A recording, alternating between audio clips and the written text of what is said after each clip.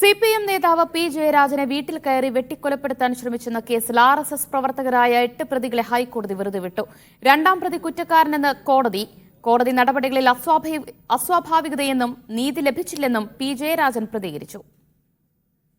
1999 August 25 തിരുവോണനാളിലാണ് കിഴക്കേ കതിരൂരിലെ വീട്ടിലെത്തിയ അക്രമി സംഘം പി ജയരാജനെ വെട്ടിക്കൊലപ്പെടുത്താൻ ശ്രമിച്ചത്. RSS പ്രവർത്തകരായ 9 പേരായിരുന്നു കേസിലെ പ്രതികൾ.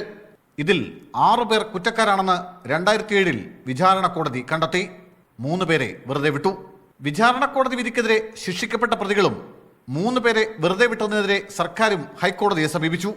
ഈ അപ്പീലുകളിലാണ് ജസ്റ്റിസ് സോമരാജ് ഇന്ന് വിധി പറഞ്ഞത്.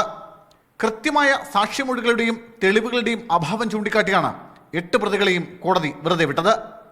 രണ്ടാം പ്രതി പ്രശാന്ത് കുറ്റക്കാരനാണെന്ന് കണ്ടെത്തിയെങ്കിലും ഇയാൾക്കെതിരെ കീഴ്ക്കോടതി ചുമത്തിയ IPC 143 അടക്കമുള്ള വകുപ്പുകൾ കോടതി ഒഴിവാക്കി.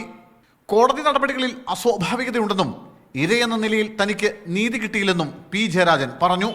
വിധിക്കെതിരെ മേൽക്കോടതിയെ സമീപിക്കാൻ കഴിയുമോ എന്ന് നിയമവിദഗ്ധരുമായി കൂടിയാലോചിക്കും.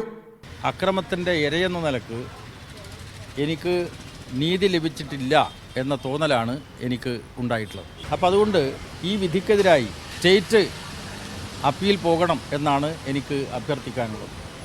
കേസ് നടത്തുന്നതിൽ സംസ്ഥാന സർക്കാരിന് വീഴ്ച സംഭവിച്ചുവെന്ന കുറ്റപ്പെടുത്തൽ കൂടിയാണ് പി ജയരാജൻ നടത്തുന്നത്. മീഡിയ 1 കണ്ണൂർ.